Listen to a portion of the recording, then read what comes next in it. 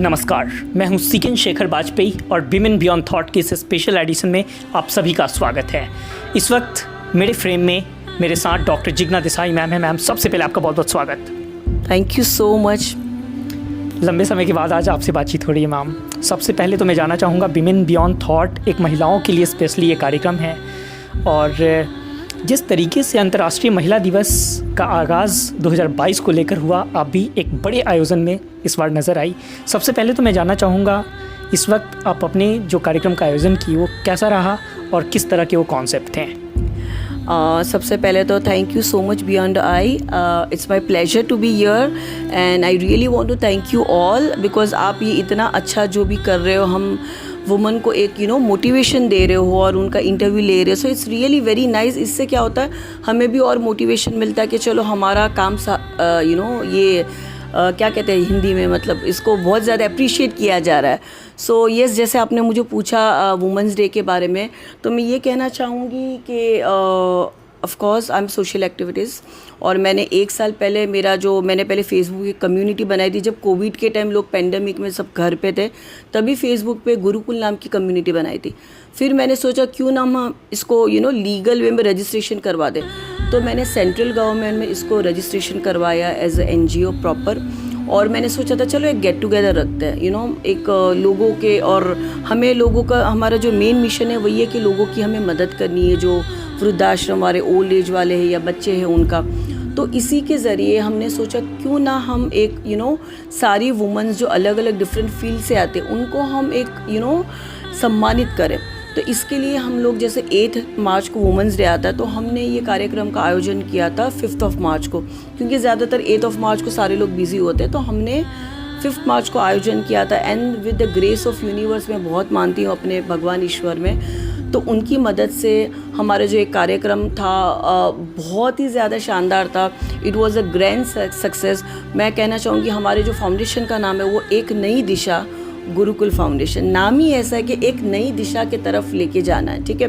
गुरुकुल बहुत लोगों को नाम लगता है कि बहुत ही पुराना नाम है, but I believe in our Hindu culture and हमारी जो संस्कृति है। सो मुझे ये गुरुकुल नाम बहुत प्रभावित करता है। एंड मैं साथ साथ मेरे टीम, जो गुरुकुल के मेरे टीम मेंबर्स हैं मेरे सारे, उन सभी को भी मैं शुक्रिया कहना चाहती हूँ, क्योंकि उनके बिना ये मेरा कार्यक्रम सफल नहीं होता। Because I believe in team work के बिना अकेले हम कुछ भी नहीं कर सकते, ठीक है। सो मैं टीम को लेके हमेशा चलती हूँ and it was a grand success. Great ma'am. So अब मेरा अगला सवाल होगा मैम, एक स्पिरिचुअल कोच के तौर पे आप अपनी इम्पॉर्टेंट कंट्रीब्यूशन, अगर मैं जिक्र करूँ, भारत की ज़मीन पे आप दे रही हैं। इस वक्त आप मुंबई में हैं। स्पिरिचुअल कोच होने के नाते अगर मैं आपसे पूछूं कि आपका जो दरअसल एक पर्सनालिटी है, एक अलग ड्रीम है, एक अलग पैशन है, ये पैशन अगर ऑब्जेक्टिव के तौर पे मैं देखूँ, आप क्या दरअसल चाहती हैं, आपका उद्देश्य क्या है? कहीं ना कहीं हम तमाम लोग उस एक ग्रुप में हैं और कहीं ना कहीं आपका मकसद है कि उन लोगों को आप शांति दें, एक ह्यूमैनिटी के रास्ते पे लेकर जाएं। तो मैं आपसे जानना चाहूँगा, एक स्पिरिचुअल कोच के नाते आप लोगों से क्या एक्सपेक्ट करती हैं, किस तरह की परिवर्तन करने की इस वक्त कोशिश में लगी हैं? जी बिल्कुल, बहुत अच्छा सवाल पूछा और इसका अगर मैं जवाब देना चाहूँ तो शॉर्टकट में तो नहीं होगा, बट बहुत ही ब्रीफ में मैं कहना चाहूँगी।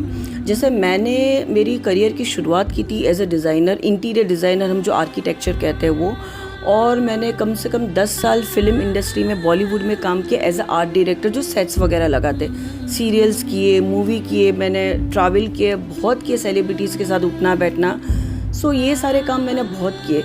लेकिन एक समय तभी ऐसा आया था कि जब मुझे लगा कि चलो, मतलब मुझे खुद को बहुत ज़्यादा हम कहते कि प्रॉब्लम्स हो रही थी। आफ्टर मेरे प्रेगनेंसी के बाद मुझे बैक पेन की इशू होते थे। तो मैं देखो यहाँ पे किसी डॉक्टर्स को या किसी के लिए कुछ ख़राब नहीं बोल रही, लेकिन कभी कुछ चीज़ें ऐसी होती है कि मुझे किसी का कुछ असर नहीं हो रहा था वो समय पे। तो तभी मैंने कहीं से एक मेंटर से एक हीलिंग थेरेपी सीखी थी, तो वो मैंने अपने पे आजमाया था। तो मुझे लिटरली चेंजेस लगा अपने आप में, वो पेन रिलीफ थोड़ा कम हुआ। तभी मुझे उस पे वो फैक्टर पे ट्रस्ट है कि ऐसा ऑल्टरनेटिव, हम कहते हैं ना, थेरेपी भी कुछ होती है। तो मुझे बहुत ज़्यादा इंटरेस्ट आया कि चलो हमें ये करना चाहिए, मुझे ये सीखना चाहिए और सीखना चाहिए। वैसे मुझे इतना इंटरेस्ट आ गया कि मैं सीखती गई, कम से कम 10 साल से मैं ये चीज़ें करी। और अगर आप पूछे एज ए स्पिरिचुअल कोच मेरा लाइफ का मिशन क्या है या गोल क्या है, तो मैं सिर्फ यही कहना चाहूँगी, बीइंग अ स्पिरिचुअल कोच, मेरे पास जो लोग आते हैं वो या तो दुखी होते या परेशान में होते। So as a spiritual coach मैं काउंसलिंग करती हूँ उनका, जैसे हम कहते हैं ना, उनसे बात करना। तो मेरे काउंसलिंग सेशन से ही वो इतने प्रभावित हो जाते कि उनको एक सहारा मिल जाता है, कहीं ना कहीं दे गेट अ सपोर्ट। हम कहते हैं ना, लोग जो डिप्रेशन में होते या जो प्रॉब्लम्स में होते, तो उनको एक कंधा चाहिए। तो ऐसे लोग हमारे पास आते हैं और जब मैं उनसे बात करती हूँ, ज़्यादातर मेरे अभी कोविड की वजह से भी सारे कंसल्टेशंस मेरे ऑनलाइन होते हैं, तो फ़ोन पे जब हम काउंसलिंग करते हैं, उनको सेशन देते हैं, बात ही करते हैं, काउंसलिंग से ही मेरा सेशन स्टार्ट होता है। सबसे पहले होता है बात करना, तो वो इंसान को एक ट्रस्ट आ जाता है मुझ पे या मेरी बातों से, उनको दे फील, एक अपनापन उनको लगता है, तभी जाके हमारी चीज़ें आगे बढ़ती है। फिर मैं उनको अलग अलग वे में, मेरी जो मोडालिटीज़ है, मेरा वेरियस नॉलेज है, उसके द्वारा मैं उनको हेल्प करती हूँ। मैं उनको, लेकिन अगर मैं बात करूँ मैम, जिस तरीके से जो लोग आपके पास आते हैं, उनका डिस्टर्बेंस का क्या स्टेज होता है, कैसे लोग होते हैं, किस तरह के केसेस उनके साथ इन्वॉल्व होता है, वो जानना चाहूँगा। जी बिल्कुल। मैं बताना चाहूँगी कि जैसे हमने देखा है कि अगर, हाँ, इसके पहले मैं आपको और एक चीज़ बोलना चाहती हूँ। आई थिंक आपने मेरा नाम तो बता दिया, बट फिर भी मैं अपने बारे में छोटा सा एक इंट्रो देना चाहूँगी। मुझे लोग डॉक्टर जिग्ना देसाई के नाम से जानते हैं, एंड कहने के लिए मैं बहुत सारी मोडालिटीज़ मैंने सीखी हुई है। मैं न्यूमरोलॉजी करती हूँ, बट मैंने एक वर्ड रखा है स्पिरिचुअल कोच। स्पिरिचुअल कोच एक ऐसा शब्द है, अगर हम कहते हैं तो स्पिरिचुअल गुरु या आध्यात्मिक गुरु हम जो कहते हैं, जिसके पास सारी नॉलेज, जिनके पास लोग आते हैं अपने प्रश्न या अपने दुख का हल निकालने के लिए। इसके लिए मैंने अपना नाम टाइटल दिया स्पिरिचुअल कोच। तो उसके अंदर बहुत सारी चीज़ें आती हैं, जैसे मेरे पास बहुत सारी मोडालिटीज़ है। न्यूमरोलॉजी हो गया, टैरो कार्ड्स, हम पत्तों से भविष्य देखते हैं, एस्ट्रोलॉजी हो गया, कुंडली देखना, हीलिंग करना, बहुत सारी चीज़ें, एंजल से कनेक्ट करना, स्पिरिट से कनेक्ट करना, ठीक है। तो ये सारी चीज़ें आती। तो जो लोग हमारे पास आते हैं, तो मैं एग्जांपल, देखो मैं किसी का नाम तो नहीं बताऊं क्योंकि ये बहुत प्रोफेशन होता है हमारा काम और सीक्रेट होता है हमारा ये, तो लेकिन जैसे एग्जांपल्स दूंगी, जैसे कुछ लोग हैं, जैसे किनके बच्चे हैं, वो या तो पढ़ाई में ध्यान नहीं रहता, उनको फोकस नहीं रहता, कंसंट्रेशन हट जाता है, तो उनको हम गाइड करते हैं कि कैसे बच्चों को क्या आपको रेमेडीज़ करने, कुछ फ्री टिप्स हम बताते हैं या कुछ वास्तु टिप्स देते हैं, आप घर में ये चेंजेस कर लो, जिससे वो बच्चा का जो फोकस लेवल है वो अच्छा हो जाएगा। कुछ केसेस ऐसे आते हैं जिनके लाइफ में या तो हस्बैंड वाइफ के बीच में डिवोर्स होने वाला है, तो ऐसे क्लाइंट्स आते हैं जिनको डिवोर्स नहीं लेना है, तो हम वहाँ पे कुछ सुझाव देते कि आप ये करिए, जिससे आप लोग के बंधन पहले की तरह प्योर हो जाएंगे या लव बॉन्डिंग अच्छा हो जाएगा। फिर या तो कुछ केसेस ऐसे आते हैं एजुकेशन के लिए आते हैं, किसी को ट्रैवल करना है, बाहर घूमने जाना है, लेकिन ज़्यादातर जो लोग पेन में है, जैसे किसी को कुछ बीमारी है, वैसे लोग भी हमारे पास आते हैं। तो वैसे लोगों को हम सेशन के द्वारा हम लोग हीलिंग देते हैं। अभी स्पेसिफिकली ये जो पेंडेमिक टाइम था, that was very bad phase for everybody, we all have gone through that. तो वैसे टाइम पे हमारे पास बहुत सारे ऐसे कोविड के पेशेंट्स आए थे जिनको हमने, या तो हमारे टीम ने ऑल्टरनेटिव हीलिंग थेरेपी हमने इनको दी है, या तो जैसे मैं सोल कनेक्शन करती हूँ, हम जो कहते हैं आत्मा से कनेक्शन करना, ये बहुत नई चीज़ है, लोगों को इसके बारे में पता नहीं है, ठीक है। आत्मा से मतलब जैसे कोविड में काफ़ी लोगों की डेथ हो गई थी, अननेचुरल जो हम डेथ कहते हैं ना, मृत्यु के पहले उनकी मृत्यु आ जाना। तो जब भी वो सोल जो रहती है, आत्मा रहती है, जो उनके फैमिली के लोग मेरे पास आते थे, कनेक्ट होते थे, तो उनको मैं जो मर चुके हैं उनके साथ सोल कनेक्शन करवा के देती थी। देखो सबसे पहले तो इसका मतलब जानना बहुत ज़रूरी, ये क्या होता है। मैं यहाँ पे जो बैठी हूँ ये एक ऊपर वाले की देन है, उन्होंने मुझे चुना है, ये जर्नी को मैंने नहीं चुना, ऊपर वाले ने, हम कहते हैं ना डिवाइन ने हमें चूज़ किया है ये पाथ पे वॉक करने के लिए। ऑलराइट, हालांकि फ्रेम में थोड़ी सी तब्दीली आई है। लियो इस वक्त मेरे साथ है। मैम, लियो के बारे में जानना चाहूँगा। जी मैं ये कहना चाहूँगी, ये मेरा हमारा लियो है, इज़ फीमेल मेल डॉग। तो ये हमारा बहुत ही घर का फेवरेट है। ये अभी अप्रैल में ये 1 साल का हो जाएगा। तो बहुत नॉटी है, थोड़ा सा शैतान है ये, तो मतलब मैं इसके लिए आज इसको भी लेके यहाँ पे बैठी हुई हूँ। सो सॉरी अगर थोड़ा डिस्टर्बेंस हो जाए तो इसके वजह से, बस ये हमारा बहुत ही फेवरेट है, मैं ये कहना चाहूँगी। सो लियो भी आज हमारे साथ इंटरव्यू में है। हालांकि ये पहला मौका है जब इस तरह की चीज़ें हमें भी ऑन कैमरा करना पड़ रहा है, और इसकी वजह ये है कि बीच में ये अकेला महसूस कर रहा था, इस वजह से हमें ज्वाइन करना पड़ा। जिग्ना मैम, क्या लग रहा है जिस तरीके से मैं अगर आपकी पर्सनालिटी का जिक्र करूँ, अभी आप खुद कह रही थी कि एक आर्ट डायरेक्टर के तौर पे भी आप 10 साल बॉलीवुड इंडस्ट्री को कंट्रीब्यूट की हैं, इसके बाद तकरीबन 10 साल स्पिरिचुअल कोच के नाते भी आप इंडियन कंट्री में एक ज़बरदस्त कंट्रीब्यूशन दे रही हैं। जिग्ना मैम जब खुद को देखती हैं तो आपके जहन में जिग्ना देसाई जी की जो तस्वीर है वो कैसे नज़र आती है? कैसे लगता है कि विमेन एम्पावरमेंट की एक शख्सियत के तौर पे डॉक्टर जिग्ना मैम इस वक्त महिलाओं के लिए एक आदर्श हैं? मैं भी क्या कहूँ जी, वो तो है। मैंने देखा है काफ़ी लोग मुझे बहुत, ये तो देखो ऊपर वाले का ग्रेस है, इसमें मेरा कुछ हम कहते हैं ना, मैं तो सिर्फ कार्य कर रही हूँ जो ऊपर वाले ने मुझे दिया है। अगर देखने जाए तो मैं सिर्फ एक आम लेडी हूँ, हर फैमिली की तरह। सबसे पहले तो एक बेटी हूँ, फिर बहन बनी, मैं पत्नी बनी किसी की, मैं बहू बनी, माँ बनी। So I am blessed with 2 angel daughters, ठीक है। और अगर मैं देखने जाती हूँ तो मैं क्या कहूँ, मतलब मैं बहुत सारी चीज़ें करती हूँ, बट मुझे तो सिर्फ यही लगता है कि मैं सिर्फ जिग्ना देसाई हूँ, जो मैं कार्य कर रही हूँ लोगों के लिए कर रही हूँ। लेकिन हाँ, कुछ चीज़ें ऐसी है कि मुझे सारे वुमेन्स, मुझे लोग बोलते हैं आके कि जिग्ना जी आप इतनी सारी चीज़ें कैसे करते हो, या इतनी सारी चीज़ें आप मैनेज कैसे कर रहे हो, घर को मैनेज करना इतनी सारी, क्योंकि मैं काउंसलिंग करती हूँ, सोशल एक्टिविटीज़। तो लोग मुझे बोलते हैं कि जिग्ना जी आपको टाइम कैसे मिलता है? तो मुझे नहीं पता, बस मेरी यही कोशिश है कि मैं लोगों की मदद करूँ, क्योंकि मेरा एक नेचर ही मैं बहुत सेंसिटिव हूँ, और अगर मैं कहीं जाती हूँ तो लोगों का जो दुख होता है वो मुझसे देखा नहीं जाता है। सो मैं एक आप सभी की तरह एक नॉर्मल एक ह्यूमन बीइंग हूँ, लेकिन हाँ, ऊपर वाले ने मुझे कुछ गॉड गिफ्ट कुछ शक्तियाँ दी है या कुछ पावर अगर दिया है, तो मेरी यही इच्छा रहेगी कि मैं इस पावर के थ्रू, या मेरा जो भी नॉलेज है या मैं जो कर सकती हूँ हर क्षेत्र में, ऐसे नहीं कि सिर्फ वुमेन्स के लिए, but I want everybody to be happy. मतलब मैं लोगों के लाइफ में खुशियाँ लाना चाहती हूँ। So this is my mission of my life, I can say. Jigna ma'am, अपने बियॉन्ड दी थर्ड आई के व्यूअर्स से मैं एक बात और यहाँ पे शेयर करना चाहूँगा कि आप एक ऐसी मुंबई की पर्सनालिटी हैं जो कई इवेंट्स में शिरकत करती रहती हैं, कई बार एक ब्रांड एम्बेसडर के तौर पे रहती है, जहाँ पे स्पेशली महिलाओं का रिप्रेजेंटेशन ज़्यादा दिखता है। तो ऐसे में जो संस्थाएं ख़ास तौर पे महिलाओं के डेवलपमेंट के लिए जो स्टेप ले रही है, वो संस्थानों की अगर एक्टिविटी पे नज़र डाले, फंक्शंस पे नज़र डाले, क्या लग रहा है जिस तरह से महिलाओं के समक्ष एक बड़ी चुनौती है, चाहे वो रिलेशनशिप को लेके हम कह लें, या फिर महिलाओं के सामने जो एक डोमेस्टिक वायलेंस की जो केसेस लगातार बढ़ रही है, ऐसे में हर संस्थान की एक कोशिश होती है कि बोल्ड उन्हें एक इमेज दी जाए, बोल्ड पर्सनालिटी के तौर पे उन्हें बिल्डअप किया जाए। आप क्या मानती हैं इस वक्त जो संस्थान काम कर रही है महिलाओं के लिए, उनका रोल कितना इम्पॉर्टेंट है और क्या कुछ और करने की ज़रूरत है? जी, आपने बिल्कुल सही पूछा कि आजकल जो सारे NGOs आ रहे हैं, सो सभी का लाइफ में गोल वही है कि जो सारे वुमेन्स हैं उनको हेल्प करना है, ठीक है, लाइफ में आगे बढ़ने के लिए, ठीक है।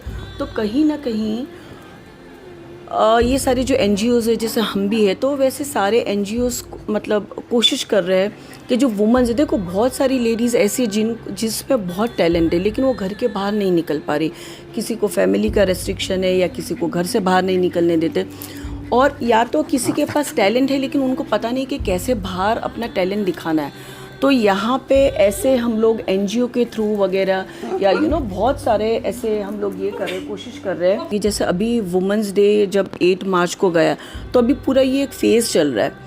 तो अभी तक मैं ये महीने में जहाँ पे भी गई हूँ, या तो एज अ गेस्ट गई हूँ, एज अ जूरी गई, तो मैंने देखा काफ़ी NGOs है या काफ़ी वुमेन एंटरप्रेनर्स है जो बड़े लेवल पे ऐसे इवेंट्स कर रही है, या तो वो वुमेन को सम्मानित कर रहे हैं, या कोई ब्यूटी पेजेंट्स हो रहा है, या एक गेट टुगेदर रख रहे, तो वहाँ पे हर वुमन दूसरी वुमन को, देखो जैसे कि कहावत है ना कि एक औरत दूसरी औरत को आगे नहीं जाने देती, लेकिन मैं कहूँगी ये गलत है। बहुत कम लोग ऐसे होते हैं, वरना आज का जो जनरेशन है, आज का जो दौर है, यहाँ पे मैंने देखा ऐसी वुमन जो आगे बढ़ रही है, जो अपने साथ साथ बाकी वुमेंस को भी आगे लेके बढ़ते हुए देखना चाहती है। तो वैसे बहुत लोगों से मैं मिली हूँ। अभी रिसेंटली हमारे इवेंट्स हुए थे, जहाँ पे भी मैं इवेंट्स में गई या ब्यूटी पेजेंट्स वगैरह हुए हैं या जहाँ पे सम्मानित किया, तो हर अलग अलग क्षेत्र से वुमेंस आती है। तो यहाँ पे क्या होता है, ऐसे जो NGO वाले रहते हैं ये इवेंट्स ऑर्गेनाइज करते हैं, तो वहाँ पे हम जाते हैं, we are a part of that event. तो वहाँ पे इसके द्वारा ये लोग का क्या कॉज रहता है कि जैसे वुमेंस में भी देखो बहुत सारे एसिड विक्टिम्स रहते हैं, तो इनका या तो ये कॉज रहता है, या वुमेन है जो जिनके चाइल्ड मैरिजेस अभी भी होते हैं, तो इनको सपोर्ट करना है। तो वैसे बहुत सारे भी, जैसे अप्रैल में भी मुझे जाना और बहुत सारे अवार्ड इवेंट्स आ रहे हैं, वहाँ पे भी मुझे जाना है। तो मैंने देखा अलग अलग जो वुमेन अपने अपने फील्ड में बहुत आगे अच्छे लेवल पे कार्य करी, जिसके थ्रू वो लोग बाकी वुमेन्स को फेलिसिटेट करके या उनको सम्मानित करके बहुत आगे, जैसे कोई सिंगर है, कोई कोरियोग्राफर है, मतलब अलग अलग क्षेत्र में बहुत मैंने देखे कि आजकल बहुत आगे बढ़ रही है वुमेन्स लोग। और मुझे भी बहुत अच्छा लग रहा है कि ये सब का पार्ट बनते हुए। वैसे मतलब अगर मैं आपकी NGO की बात करूं मैम, तो क्यों आपको लगा कि इस NGO की ज़रूरत है मुंबई की ज़मीं पे, और तब जब कई NGO में ऑलरेडी आप शिरकत करती रहती है, तो क्या मकसद था कि इस NGO के ज़रिए किस तरह के काम करने हैं? जी बिल्कुल, आपने बिल्कुल सही कहा। मैं कोई नई नहीं हूँ, मेरे अलावा बहुत लोगों ने इतने साल से NGOs चला रहे, बहुत अच्छे लेवल पे कर रहे हैं। और मैं आपको बता दूँ, NGO चलाना इतना ईजी नहीं होता है, ठीक है। देखो क्या होता है ना, हर चीज़ के पीछे ना ख़राब लाइंस भी लोग बोलते, तो लोग ऐसे भी बोलते कि NGO के नाम पे तो ये लोग पैसा खा रहे। ऐसा हर NGO वाले ऐसे नहीं होते। कोई कोई NGO वाले लिटरली ऐसा होते जो लिटरली दिल से चाहते लोगों की मदद करना। इसके लिए हमने एक नाम दिया NGO। इसके लिए मैंने इसको लीगली रजिस्टर किया कि कोई मुझ पे उंगली नहीं उठाए कि भाई ये तो पैसे खा रही है। ऐसे भी लोग हैं जो बोलते, लेकिन मुझे पता है, ऊपर वाले को पता है, मैं सत्य दिल से, सत्य पूरी भावना से मैं लोगों की मदद करना चाहती हूँ। और देखो NGOs बहुत है, हमने काफ़ी NGO में जाके भी पहले सपोर्ट किया, अभी भी हम करते हैं। ऐसा नहीं कि मेरा NGO तो मैं किसी NGO को सपोर्ट नहीं करूँगी। कभी कभार क्या होता है, 2-3 NGO मिल के सपोर्ट करते, एक टीम बना के ऐसी जगह पे जाते हैं जैसे वृद्धाश्रम हो गया या कुछ गरीब बच्चे हैं, वहाँ पे हम लोग जाके लोगों की मदद करते हैं। और मेरा लाइफ का मिशन यही है। पता नहीं, मे बी आपको ये चीज़ बहुत ये लगेगी, बचकानी लगेगी, या ये पॉसिबल भी नहीं है शायद, क्योंकि इंडिया लेवल पे अगर मैं बात करूँ तो जो मैंने देखा है बचपन से, मेरा हमेशा से एक झुकाव है ओल्ड एज वालों के लिए, तो मैंने देखा कि इंटरनेशनल कंट्रीज़ में मैंने देखा है कि सीनियर सिटीज़न होने के बाद आफ्टर द एज ऑफ 60 उनको एक पेंशन दिया जाता है कि उनको काम नहीं करना, घर बैठ के उनको पैसे मिलेंगे। लेकिन अगर हमारे कंट्री में अगर हम देखते हैं तो पेंशन मिलता है या कुछ स्कीम्स भी होगी, लेकिन क्या होता है कि जो लोग या तो वर्क करते थे उनको ही पैसे मिलते, पेंशन मिलते, और वो भी इतनी आसानी से नहीं मिलते। मैंने बैंक में जाके देखा है, मैं किसी को ब्लेम नहीं कर रही यहाँ पे, बट मैंने लिटरली देखा है जो बूढ़े लोग हैं बेचारे, वो लोग लाइन में खड़े धक्के खा रहे पेंशन के लिए, तो वो मुझसे देखा नहीं जा रहा है। तो ओवरऑल है कि इंडिया लेवल पे मेरा लाइफ का गोल या मिशन एक यही है कि मैं ऐसा कोई स्कीम लेके आऊँ कि जिसको गवर्नमेंट भी हमारी अप्रूव करे, जहाँ पे जो ओल्ड एज वाले हो गए, एटलीस्ट 60 वाले सीनियर सिटीजन्स, उनको कोई काम नहीं करना पड़े। क्योंकि मैंने देखा, अनुभव किया, जब भी मैं कभी कैब में जाती हूँ, कैब से ज़्यादा रिक्शा में कभी गई हूँ, तो मैंने देखा जो बूढ़े लोग हैं वो लोग बेचारे रिक्शा चला रहे। तो मुझे बहुत दया आती, मैंने उनको पूछा, भाई अंकल आप क्यों रिक्शा चला रहे? तो वो बोलते कि बेटा क्या करें, हमारे घर पे कोई कमाने वाला नहीं है।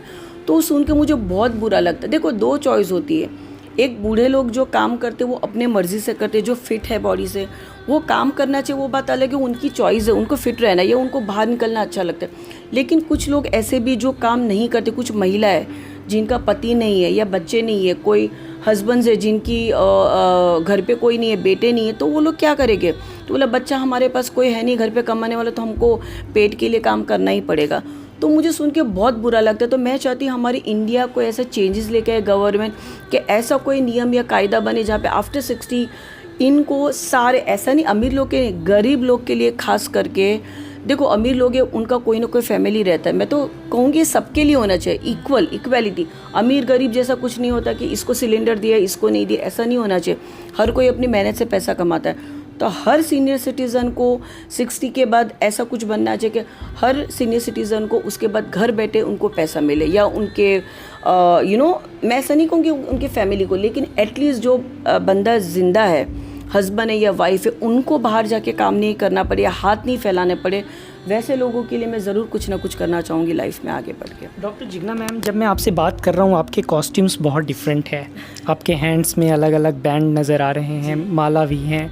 मैंने अपने लाइफ में आज तक ना कभी कोई रिंग लिया, ना कभी कोई माला का सहारा लिया, मुझे कभी इसकी ज़रूरत नहीं लगी। मैं जानना चाहूँगा इन सब चीज़ों की क्या इंपॉर्टेंस है अपने लाइफ में। जी, ये आपने बहुत अच्छा प्रश्न पूछा।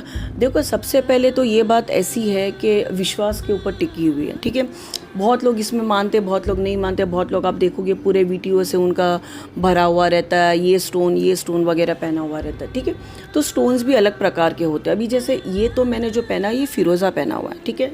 ये मुझे कलर ही बहुत पसंद है तो मैंने पहना हुआ है, लेकिन इसके बहुत सारे अच्छे इफ़ेक्ट्स है। सक्सेस देता है, आपको प्रोटेक्शन देता है, बहुत सारे अच्छे इफ़ेक्ट्स है।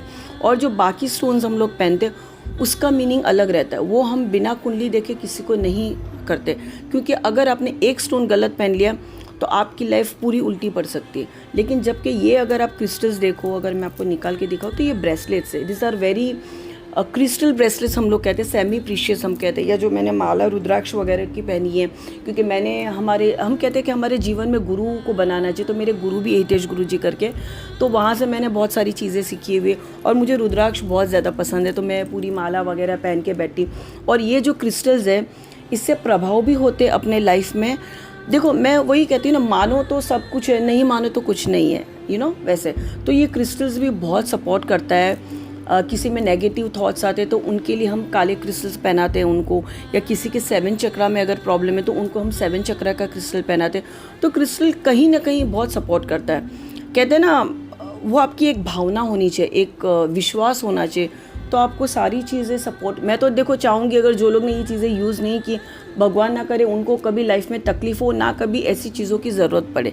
लेकिन अगर आप मानो, अगर आपको कुछ प्रॉब्लम्स है तो आप इसको मानो और पूरी श्रद्धा के साथ पहनो। श्रद्धा नहीं है तो कुछ मत करो आप। मैम, जिस देश में रहते हैं वो किसानों का देश है, महिलाओं की जो एक ज़्यादा आबादी है गांव में रहती है। आपका जो ये संदेश है कहीं ना कहीं सक्सेस के करीब है, शांति के करीब है। लेकिन मेरा सवाल है कि इस देश में किसान होने के लिए बहुत कम लोग ही होंगे जो इन सब चीज़ों का सहारा ले रहे होंगे। एक मेजॉरिटी है, एक लंबी चौड़ी आबादी है जो इस पे डिपेंड है, काम कर रही है, अनाज उगजा रहे हैं। मेरा सवाल ये है कि मज़दूर को मज़दूरी करने के लिए मेहनत चाहिए, उसके मसल से स्ट्रॉन्ग होने चाहिए। ये जितने भी लोग अच्छे काम कर रहे हैं, एसी में रह रहे हैं, 5 स्टार की ज़िंदगी जी रहे हैं, उनके ज़िंदगी में ये सब चीज़ें ज़्यादा आजकल मैटर करने लगी है। मैं आपसे जानना चाहूँगा मैम, अगर सक्सेस पाना है तो सक्सेस के आधार में थोड़ा सा मदद इससे मिलता है, शांति में रहना है तो इससे हमें मदद मिलता है, तो आपके नज़रिया में शांति के सही मायने क्या हैं, सफलता के सही मायने क्या हैं? ये सवाल इसलिए ताकि जो लोग इसका इस्तेमाल कर रहे हैं वो भी बखूबी समझ पाएँ और जो इसका इस्तेमाल नहीं कर रहे हैं वो भी इससे समझ पाएँ। जी, बहुत ही अच्छा सवाल पूछा है और मुझे भी बहुत ही कि लोगों को समझ में आई ये चीज़ के बारे में। जैसे आपने किसान के बारे में बताया, ठीक है। अगर कहते मेरा जो लक्ष्य है, मेरा जो कहते हैं ना लाइफ का, ये यही है कि मैं लोगों के बीच में हैप्पीनेस लेके आऊँ, खुशी मैं चाहती हूँ। खुशी क्या होती है? देखो, खुशी के लिए कोई रिलीजन नहीं होता या रिच पुअर नहीं होता है, यू नो। खुशी सबके लिए बराबर होती है। एक आम किसान है, वो अपना मेहनत करके रोज़ी रोटी खा के भी वो बंदा खुश होता, अपनी खुशियाँ उसी में ढूंढता है वो, ठीक है। जबकि मतलब वो खुशी अपने ऊपर है, हमको खुशी किससे मिलती है? जैसे अगर अमीर लोग हैं, ठीक है, तो अगर उनको अगर ऐश और आराम से खुशी मिलती है तो उनके लिए वो खुशी होती है। लेकिन अगर हम देखने जाए तो बीइंग अ ह्यूमन बीइंग, इस धरती पे ह्यूमन बींग्स के जो वॉन्ट्स है वो अनलिमिटेड है। ह्यूमन बींग्स के वॉन्ट्स आर अनलिमिटेड। कहते हैं ना, हमको जितना मिले उतना कम है। एक के बाद ये मिल गया, पहले घर चाहिए था, फिर गाड़ी चाहिए, फिर बंगला चाहिए, फिर और बड़ा चाहिए। तो मतलब हमारी जो सोच है या हमारी जो लाइफ में ज़रूरत है बहुत ज़्यादा है, इसका कोई अंत नहीं है। इसके लिए मैं सिर्फ यही चाहूँगी, खुशी को ढूंढना, अगर आपको ढूंढना है तो आपको अपने अंदर ढूंढना है। क्या कार्य करने से या क्या चीज़ करने से आपको खुशी मिलती है, मन की शांति मिलती है? देखो, ये सारे तो सेकेंडरी एस्पेक्ट्स है लाइफ के, लग्जरीज मिलना, यू नो, लाइफ के। लेकिन सबसे पहले क्या है मेरे लिए? अगर आप पूछोगे मेरी खुशी किस में है, बाकी लोग के बारे में तो नहीं कहूँगी, बट मेरी खुशी मेरी जो खुशी बसी वो मेरे फैमिली में बसी हुई, मेरे लिए मेरा परिवार ही मेरे लिए सबसे बड़ी खुशी है।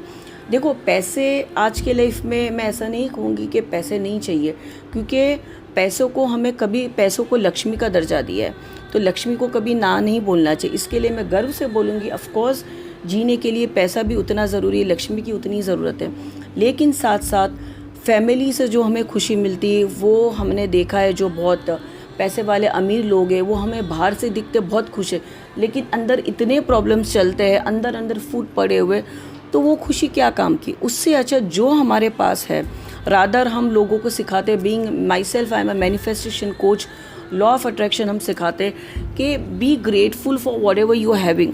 हमारे पास है डेली में, तो आप मेरे जो देखने वाले मेरे फॉलोअर्स सबको मैं यही कहना चाहूँगी, ईश्वर ने, आप हिंदू हो, मुस्लिम हो, सिख हो, जो भी धर्म के हो, ह्यूमैनिटी कम्स फर्स्ट, ठीक है, सबका खून एक ही है। मैं सिर्फ यही कहूँगी, आप जहाँ पे भी आपका जन्म हुआ है, सबसे पहले तो वो धर्म को मानो, अपना धर्म परिवर्तन कभी मत करना, सबकी रिस्पेक्ट करो, और ईश्वर ने, भगवान ने आपको जो भी दिया है उसके लिए यूनिवर्स, ब्रह्मांड में से सब कुछ आया हुआ है, तो उससे धन्यवाद ज़रूर देना। जैसे कहना थैंक्स प्रेयर, एक मैं बताना चाहूँगी, थैंक यू या धन्यवाद मुझे अभी तक जो मिला है उसके लिए धन्यवाद। रैदर हमें कर्स नहीं करना है। बहुत लोग क्या कहते हैं ना, अरे मेरे पास तो ये नहीं है, मेरे पास तो वो नहीं है, उसको हम कहते हैं ना, ये नहीं करना है। उससे ज़्यादा थैंक बोलना है कि ईश्वर ने हमें जो दिया उसके लिए खुशी मनाइए आप, जो नहीं मिला उसके लिए मातम क्यों मनाना है। जो मिला उसमें तो अभी भगवान ने हमें छत दी है, आज इतना ऐशो आराम की ज़िंदगी दी है, सो मैं तो बहुत खुश हूँ। भगवान ने मुझे जितना भी दिया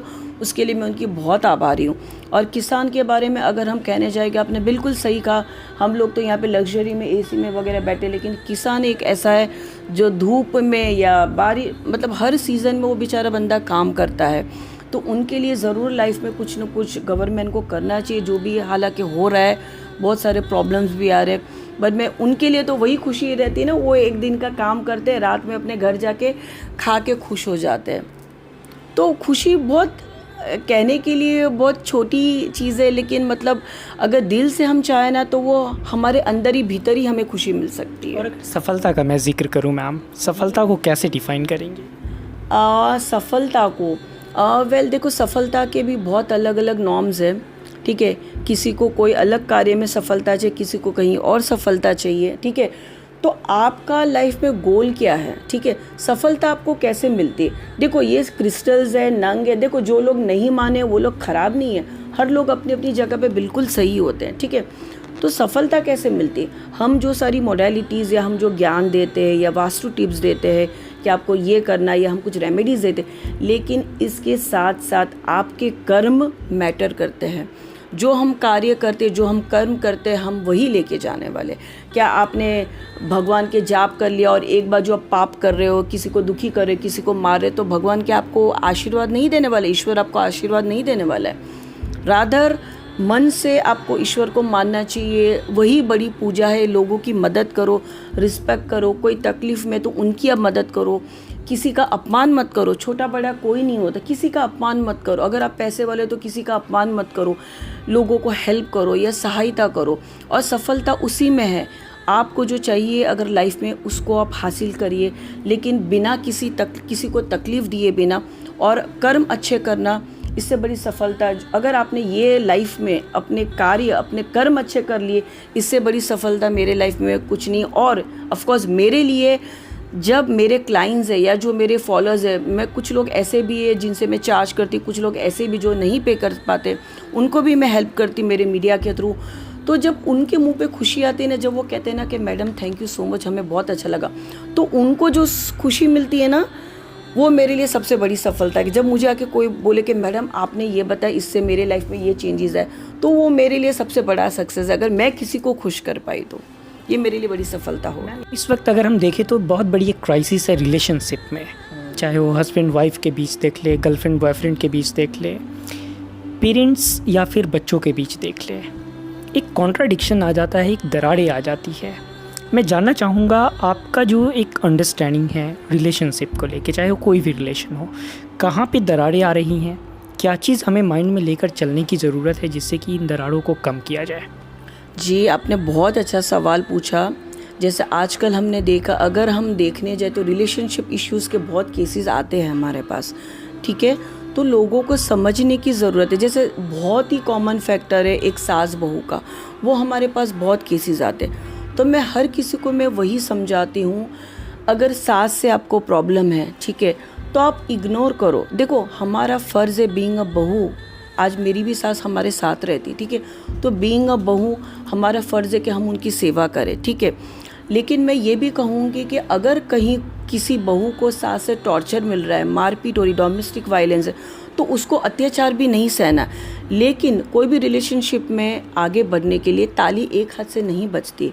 तो अगर सामने वाला ज़्यादा बोल रहा है तो हमको अपने आप को या तो चुप कर लेना है या हमें वहाँ पे कंट्रोल में आ जाना है, क्योंकि देखो तभी वो बात आगे बढ़ेगी ना। अगर हस्बैंड वाइफ में झगड़े हो रहे तो मिसअंडरस्टैंडिंग हो रही, तो उसको दूर करिए आप। और इसको कैसे कर सकते हैं, अगर सामने वाला बोल रहा है तो आप चुप हो जाइए, वरना आप भी बोलोगे तो झगड़ा होते ही जाएगा। अगर सास कुछ बोल रही है तो ठीक है, वो बड़ी है समझ के आप मान के आप उसको सुन के पकड़े चुप हो जाइए।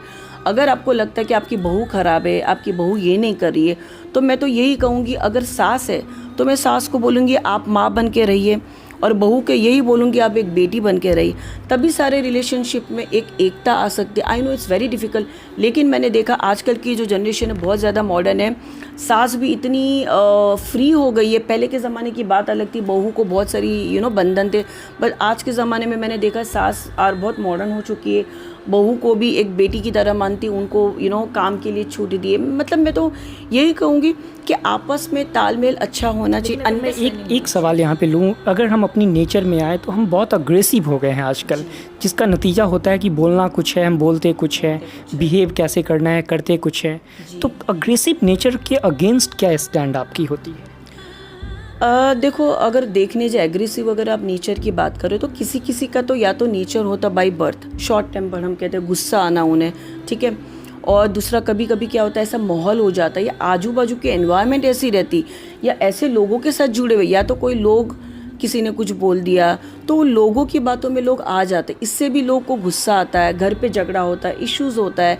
देखो, एग्रेसिव नेचर को कंट्रोल करना थोड़ा डिफ़िकल्ट होता है। लेकिन जैसे अभी मैंने देखा कोविड के दौरान 3 साल लोग घर के अंदर थे, तो या तो कुछ लोगों ने अपनी लाइफ बहुत अच्छे से जी है, कुछ लोग ऐसे जो फ्रस्ट्रेट हो गए, घर में बैठ बैठ के झगड़े हो रहे, ये हो रहे।